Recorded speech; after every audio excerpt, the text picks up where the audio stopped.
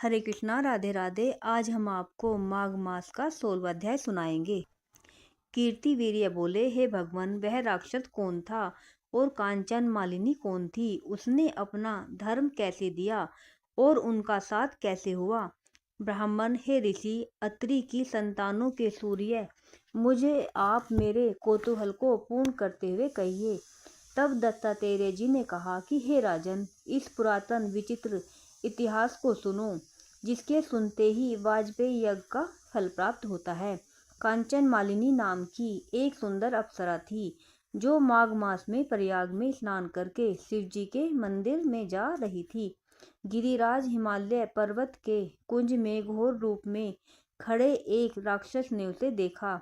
उस वृद्ध असुर ने गगन मार्ग से जाती हुई उस सोने जैसी तेज वाली, सुंदर कटी वाली, बड़े बड़े नेत्र वाली, चंद्रमुखी, सुंदर केश और पीन पयोधर वाली सुंदर अप्सरा को देखकर कहा, हे सुंदरी कमल नयनी, तुम कौन हो और कहाँ से आ रही हो? तुम्हारे वस्त्र और वेणी भीगी हुई क्यों हैं? हे भीरु, तुम आकाश मार्ग से कहाँ जाती हो? हे भद्रे, किस पुण्य के प्रताप से तुम्हारा शरीर ऐसा तेजस्वी और रूप ऐसा मनोहर है? हे सुलोचने, तुम्हारे गीले वस्त्र से मेरे मस्तक पर गिरे हुए एक बूंद जल से मेरे क्रूर मन को एकदम शांति प्राप्त हो गई। इसका क्या कारण है? इस जल की क्या महिमा है? तुम बड़ी शीलवती प्रतीत होती हो, इसका कारण मुझसे कहिए। अप्सरा ने कहा कि हे राक्षस सुनो, मैं काम रूपिणी अप्सरा हूँ। मेरा नाम कांचन मालिनी है। मैं प्रयाग में संगम में स्नान करके आ रही हूँ। गंगा यमुना में भली प्रकार मेरे वस्त्र भीगे हैं। हे राक्षस, अब मैं श्रेष्ठ पर्वत कैलाश पर जा रही हूँ, जहाँ पर श्री शिव जी पार्वती निवास करते हैं। त्रिवेणी के जल से मेरी सब क्रूरता दूर हो गई, जिसके पुण्य के प्रभाव से मैं सुबुद्धि गंधर्व की कन्या हूँ और पार्वती जी की प्रिय सखी हुई हूँ। जो आश्चर्य देने वाला उदाहरण मुझसे ब्रह्मा जी ने कहा था, सो सुनो। मैं कलिंग देश के राजा की वेश्या थी। रूप लावण्य से पूर्ण और सुंदरता से दूसरी युवतियों में शिरोमणि थी। मेरी सुंदरता पर सारा नगर मोहित था और मैंने अनेकों प्रकार के भोग भोगे। अनेक प्रकार के वस्त्र और आभूषणों की घर में कोई कमी नहीं थी। कई कामी पुरुष आपस में स्पर्धा से ही मृत्यु को प्राप्त हो गए। इस तरह उस नगर में बड़ी सुंदरता से यौवन व्यतीत हुआ और मैं वृद्धावस्था को प्राप्त हो गई।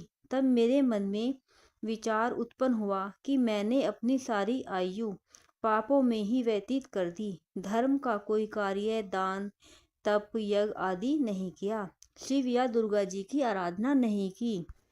न कभी भगवान विष्णु का पूजन किया, न ब्राह्मणों को तृप्त किया, न प्राणियों का हित किया। हे राक्षस, मैंने बहुत से पाप किए थे, इससे मेरा मन दुखी था। इस तरह बहुत सा विलाप करके मैंने ब्रह्मा, वेद निपुण और राजा के पुरोहित ब्राह्मण से जाकर पूछा कि निस्तार किस प्रकार होगा।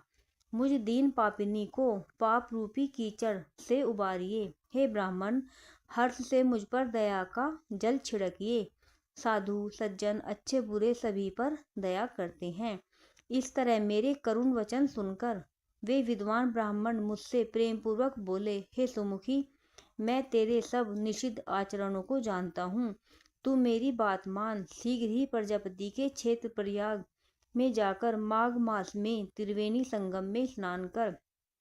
परंतु हे भीरु, तीर्थ में मन से भी अशुभ क्रिया का विचार नहीं करना। प्रयाग में स्नान करने से तू अवश्य पवित्र होकर स्वर्ग को जाएगी। हे भामिनी, दूसरे देश में किए हुए पाप उसी वक्त प्रयाग में नष्ट होते हैं। हे भीरु सुन, पुराने समय में गौतम ऋषि की स्त्री को देखकर इंद्र ने काम के वशीभूत होकर कपट वेश से उससे भोग किया। इसलिए ऋषि द्वारा शाप दिया गया और उसका शरीर अत्यंत लज्जायुक्त हजारों भगों वाला हो गया। तब इंद्र नीचा मुंह करके अपने पाप कर्म की बुराई करने लगा। मेरु पर्वत के शिखर पर 100 योजन लंबे साफ जल वाले सरोवर पर जाकर एक स्वर्ण कमल से भरे हुए कोटर में घुस गया वहां बैठकर अपने को तथा कामदेव को धिक्कारने लगा। काम के पाप से निंदित होकर सब मनुष्य नरक में जाते हैं। आयुष्य, धर्म, कीर्ति, यश और धैर्य का नाश करने वाले सदैव दुराचारी कामदेव को धिक्कार है। यह विपत्ति का उचित स्थान है। देह में स्थिति, दुख से दमन करने योग्य, शत्रु, असंतुष्ट तथा सदैव अकल्याण करने वाला, पद्म से विलीन हुए स्थान में इंद्र इस तरह से कह रहे थे। हे भीरु, इंद्र के बिना देवलोक शोभा नहीं देता था।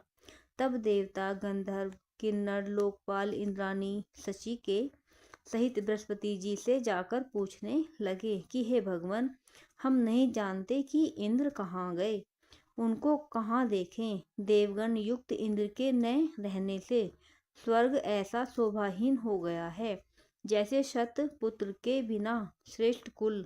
इसलिए स्वर्ग की शोभा के लिए कोई क्रिया सोचिए। इस विषय में देर नहीं करनी चाहिए।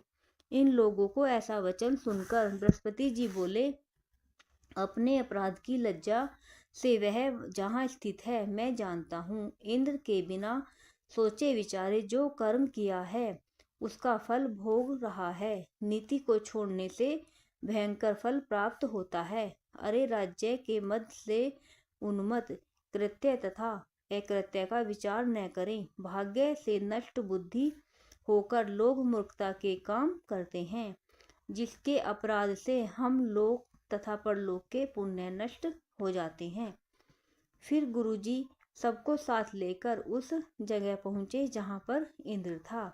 उस बड़े सरोवर पर इंद्र को देखकर उनको मुग्ध करने लगे, जिससे ज्ञान होने पर और बृहस्पति के समझाने पर कमल कलियों से इंद्र निकले। वे मुख मलिन और कुरूप थे, उनकी आंखें लज्जा से बंद थी। इंद्र ने बृहस्पति जी के चरणों को पकड़कर कहा कि हे गुरुदेव, इस पाप से उद्धार करके आप मेरी रक्षा कीजिए। इंद्र के वचन सुनकर बृहस्पति जी ने कहा, प्रयाग में स्नान करने से ही तुम पाप मुक्त हो जाओगे। हे इंद्र, चलो तुमको लेकर हम लोग वहाँ चलें। तब पुरोहित को साथ लेकर इंद्र वहाँ गए और प्रयाग तीर्थ में जाकर स्नान किया और त्रिवेणी स्नान से इंद्र पाप मुक्त हो गए। तब बृहस्पति जी ने मुग्ध होकर इंद्र को वरदान दिया, हे इंद्र, हमारे प्रसाद से शीघ्र तुम्हारे शरीर से जितने भाग हैं सब नेत्र हो जाएं। तब सचीपति इंद्र बृहस्पति के वर से 1000 नेत्रों से ऐसा सुशोभित हुआ जैसे मान सरोवर में कमल शोभायमान होता है। राधे राधे।